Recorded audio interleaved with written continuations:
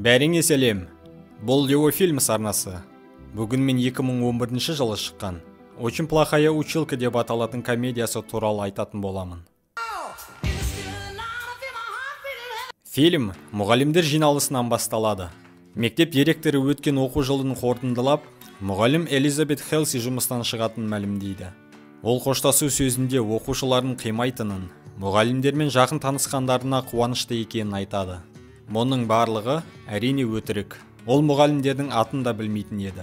Оның арманы ақыры орындалады. Көп ұзамай ол миллионерге үйленіп, байлыққа кенелетін болады.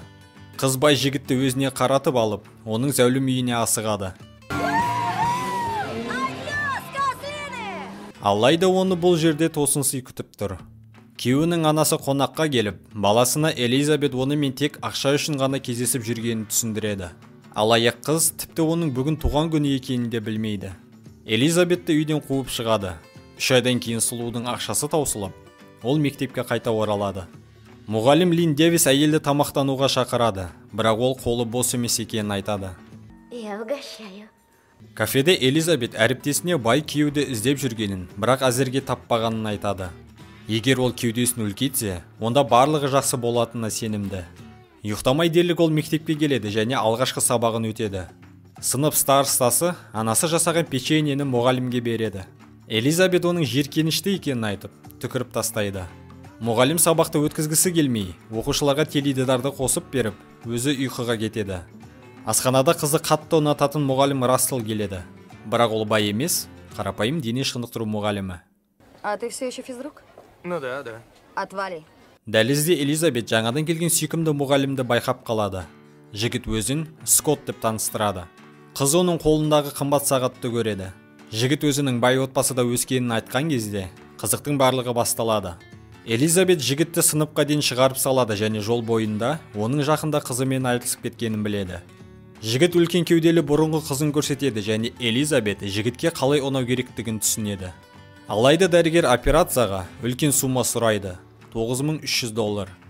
Я учительница, а не наркодилер. Қыз ата-анасынан, әжесінен, тіпті бұрынғы жігітіне қоңырау шалып, моральдық нұқсан келтіргені үшін ақша сұрайды. Бірақ ешкім бермейді. Старстығы сыныбымен бірге жыл сайын Спрингфилдке барып, ол жақта көлік жууды ұйымдастыратындарын айтады.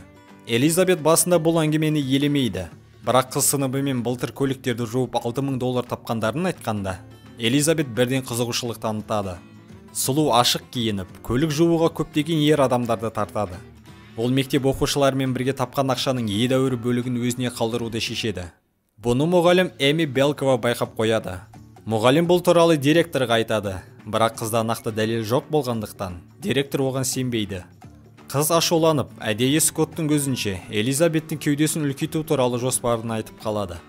Дегенмен жігіт әріптесінің таңдауын қолдайды. Сұлу Эми мен Скоттың бірге тым көп уақыт өткізетінін байқайды және бұл Элизабетке ұнамайды. Ата-аналар жиналысынан кейін оқушыларының бірінің әкесі Элизабетке қызына көбірек көңіл бөлу үшін ақша береді. Мұғалім басқа ата-аналарға да балалармен бірге қосымша сабақтарды ұсынады. Жаңа жыл кешінде Скотт күтпеген жерден Элизабетке Эмиді ұнататынын айтады. Поверь мне, ей нужны только твои деньги. Көңілі түскен қыз жаттығу залына әріптестерін демалуға шақырады. Элизабет пен Расселдың әңгімесі жарасып, бірден ортақ тіл табады. Рождествода Элизабетті Гарреттің ата-анасы қонаққа шақырады. Ол сыныптың ең әдемі қызына, Чейзға ғашық. Ол тіпті оған арнап өлең де жазды. Элизабет Гарретке қыздың көңілін жаулау үшін бірнеше кеңес береді. Алдыменен, кем дегенде, бір жемпірді қайта-қайта киюді тоқтату керектігін айтады. Әріптесі Элизабетті мұғалімдерге арналған концертке шақырады. Алайда ол Скоттың сонда өнер көрсететінін білгенде қуана келіседі. Элизабет пен Рассел басқа мұғалімдермен бірге Скоттан қандай керемет топ шыққанын талқылайды.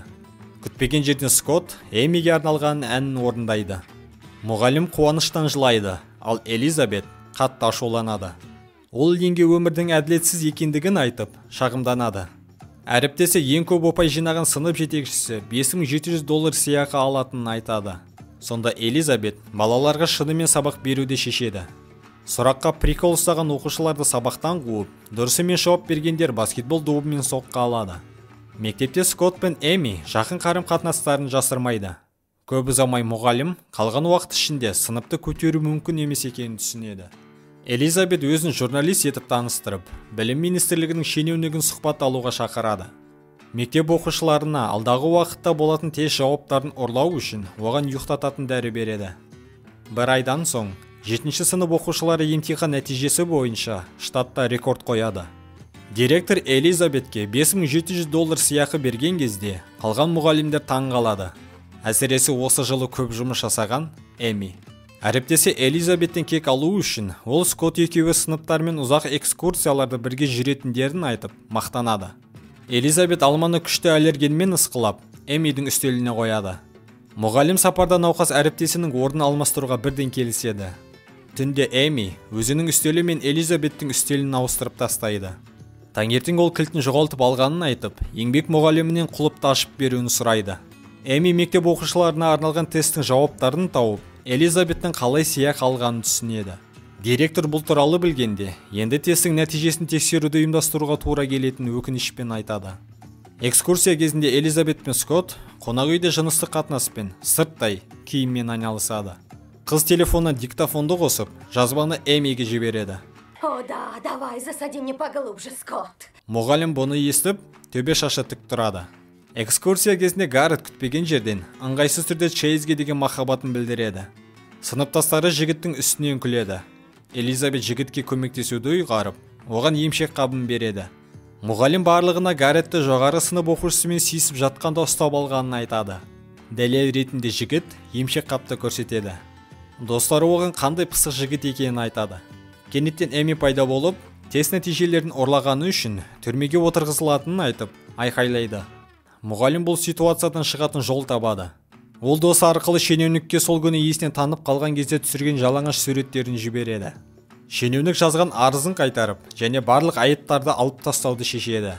Мұғалім Эмидің үстелдерді ауыстырып тастағанын байқайды және Элизабет үстелінде шөп қалып кеткені есіне түседі. Полиция қызметкерлері үстелді тінтіп, шөп салынған пакетті табады. Эми көп ұзамай босатылады, бірақ білім министрлігі жаза ретінде оны штаттағы ең нашар мектептердің біріне ауыстырады.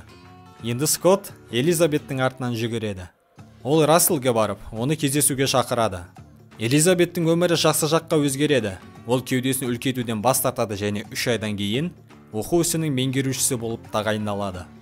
Достар, видеоны қарағандарың үшін үлкен рахмет.